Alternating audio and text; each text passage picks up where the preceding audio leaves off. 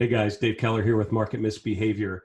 I've done a lot of thinking after my Power Week, which is how I use the last week of every year, thinking about where I've come from in the previous year, setting a good plan for the next year. And part of that exercise is to look at all the goals that I had. And I tend to think of it in three pieces, sort of following my three main passions: music, markets, and mindfulness. So, music and the creative process, which is really important to me, the markets, the financial markets, and all the ways that I'm trying to help people become better investors, and then mindfulness and how I'm trying to look at the world more mindfully and help others to do so as well.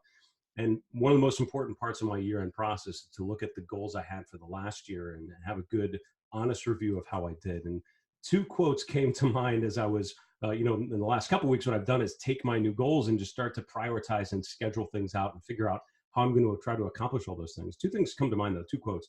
One was by George Eliot, who said, "It is never too late to be what you might have been." Second quote's from the Duke of Wellington, who said, "Wise people learn when they can, fools learn when they must." And I think the common theme between both of those is you have the opportunity to do whatever you want to, right? And I once read that, people get sort of this mental block from doing something fun and new and creative. So they worry about, I'm not really a painter, so I really can't do that. And the truth is, if you want to be a painter, just start painting. Then you are a painter. If you want to be a musician, start making music, learn an instrument, start singing, whatever, you're done. You don't have to reach a certain level of proficiency to enjoy it, have it be something meaningful for you. So you have the opportunity to do anything that you want with this next year. The second quote was about learning when you can versus learning when you must. And I've often found, as you probably have too, you tend to make time for the things that are really important to you. You can prioritize whatever you want. So even though you think, I don't have any time, I've got a job, I have kids, I have responsibilities. That's all totally true. But for the things that are really important in your life, more often than not, you can find some way to explore those or to make those a priority.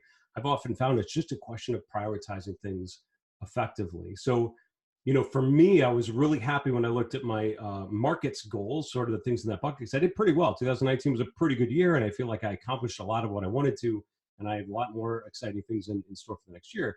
With music, I was a lot less happy with myself because I found I was copying over a lot of my goals from last year into this year because I just didn't get to them. And what I realized is a lot of the goals I had in the area of music were related to education. It's about taking a class on a new piece of music software that I wasn't as familiar with, or experimenting with a certain musical style and then seeing what I could do with it. It was all sort of these time intensive ways of sort of educating myself, improving myself, and learning. And it's so easy to push those things off and not prioritize them.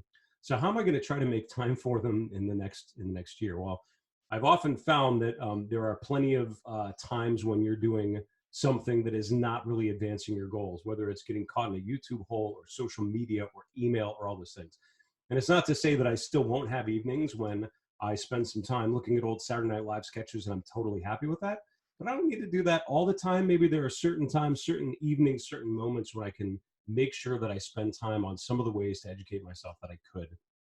So my challenge to you this week is, what can you do looking at your schedule over the next 7 days? What is one spot, even one 10, 15, 30-minute, whatever you can squeeze in? What's one spot that you can dedicate to bettering yourself, to learning something new, something that's been on your list, your mental list that you've just not made a priority? Make it a priority, put it in your calendar, schedule it, see what happens.